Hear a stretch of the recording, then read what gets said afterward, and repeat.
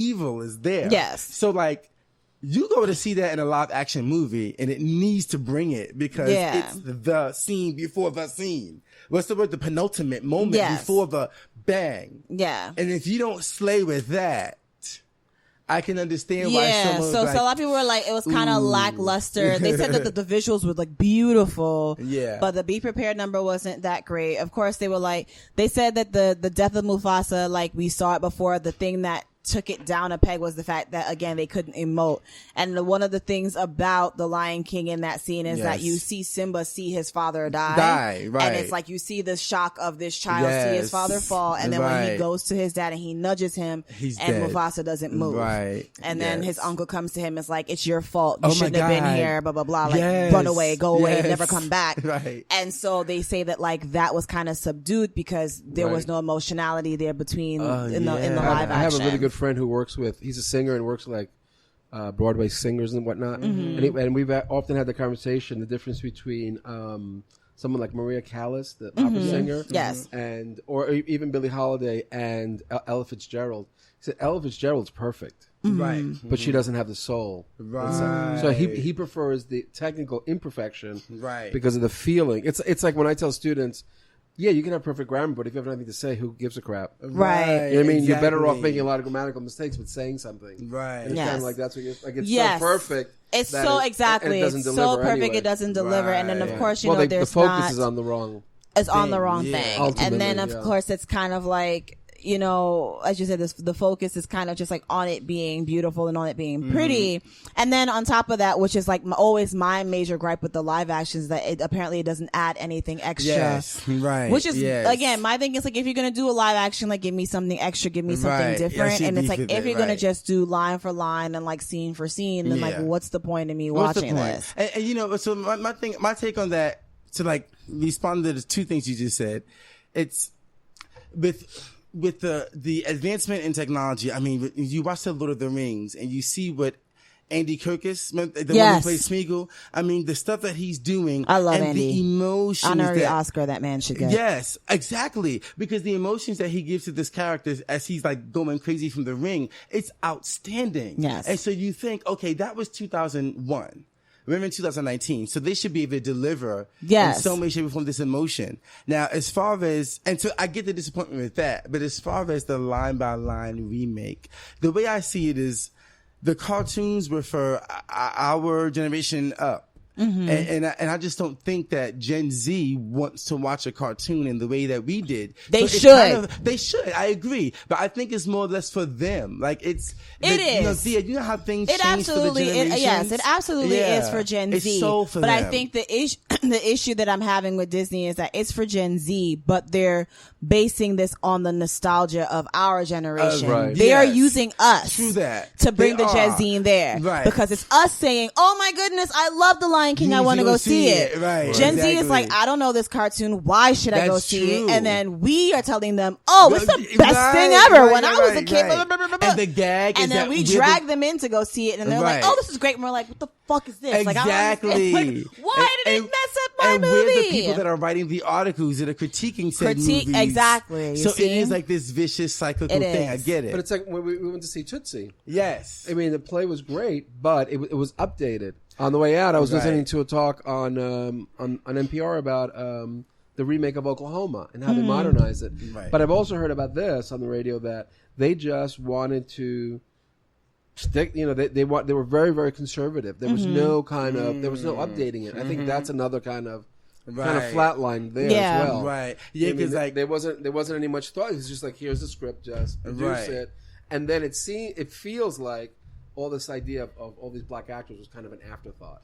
Yeah, it's kind of all that's coming home to roost. I see what you mean. Yeah, and yet it's like the biggest grossing movie. Yeah, and it feels like it's just because Beyonce is in it. And that's how I feel. Yeah, because like actually Seth Rogen told, I was reading an article recently about Seth Rogen, and he was saying that when they were at the premiere doing a Q&A, you know, they introduced all the actors and everyone stood up. They, stood up for him. Then they called out Donald Glover. People stood up. But when they called out Beyonce, she got a roaring standing ovation. And he was just like, when he saw her and saw the crowd and just the adulation, he's like, oh, I get it. Like, this is Beyonce right in front of me.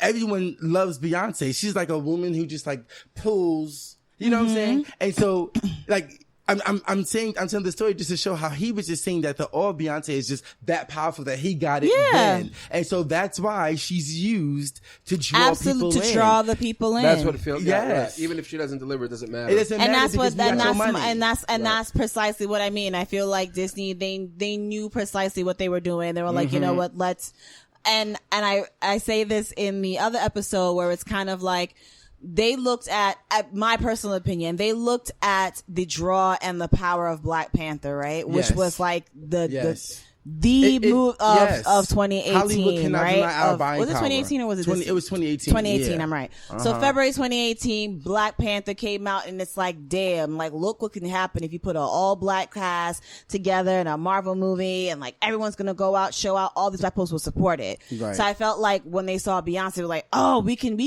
amplify that by doing an all Black, The Lion King, and put Beyonce in it. Bam, it's gonna like, gangbusters, like automatic money. Right. And I felt like that was Disney's ticket. Well, to quote, one of the women from the Squad, it's all about the Benjis, right? All about the Benjis. That's who was it?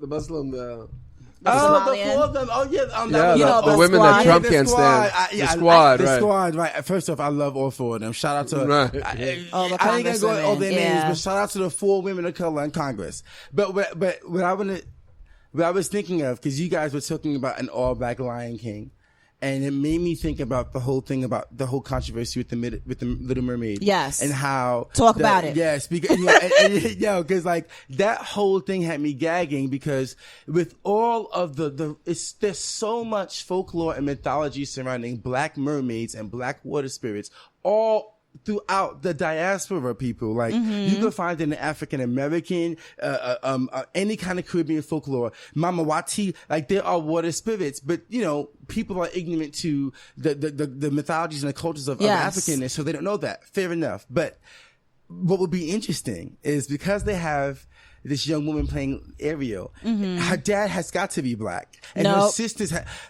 what? No. Say what? No. Her dad is not going to be Black. No. So she's going to be so who's going to be her father? So let's talk about the Little Mermaid. Wait a minute. Hold up.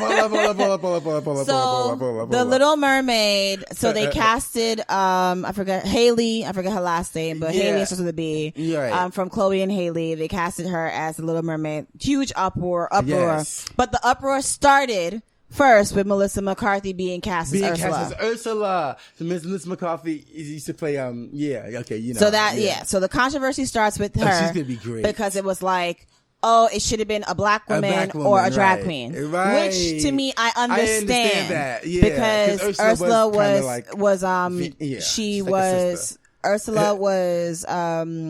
Ursula's character was based on Divine. Yes, right. So ideally, it's like you would want a drag queen, and if not a drag queen, then you're going to want a black woman. Right? Yeah. So to put Melissa in, oh man. Not to mention kind of a little bit of both.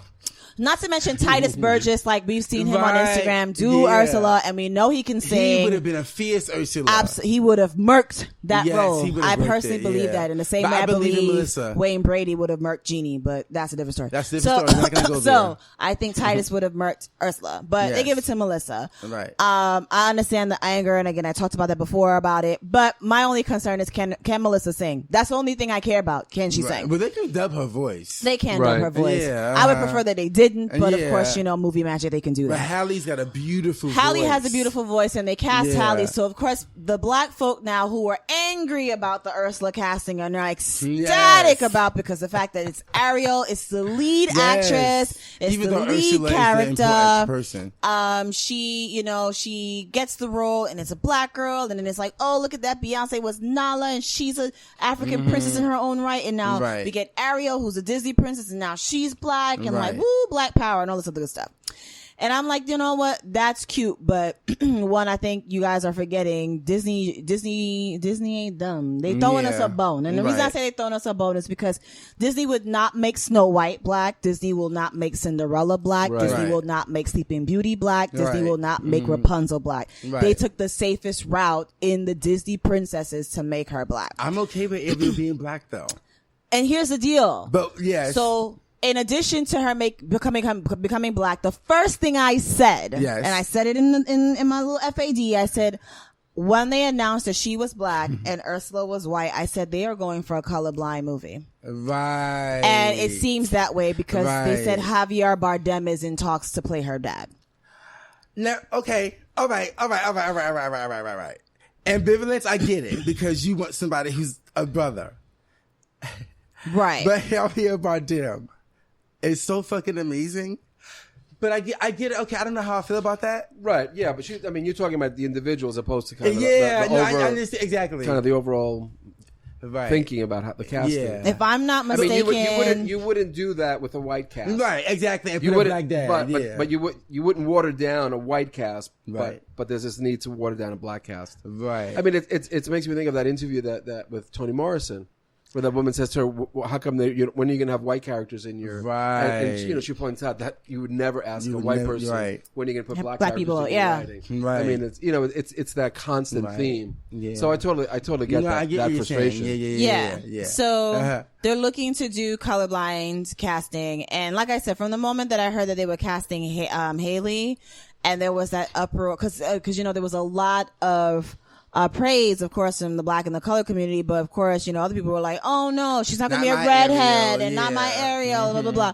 And from the time that popped up, I said, "How much you want to bet Disney's gonna try and go for a colorblind casting?" Right. And two things made me think that route. One, because let's face it, the colorblind casting of Cinderella with Brandy and Whitney, that was a success. That was it was huge TV. Success. It was a TV but movie. It was successful. It was a huge success. Brandy was Cinderella. Whitney was her godmother. Bernadette Peters was her stepmother. Whoopi was the queen. And Whoopi Goldberg was the queen. Yes, Whoopi was the queen. And her husband was like, I forgot. He's like a Canadian actor. Yeah, it was a colorblind casting. And the prince was Asian. Yeah, he was Asian. And that was like amazing because you got a huge thing.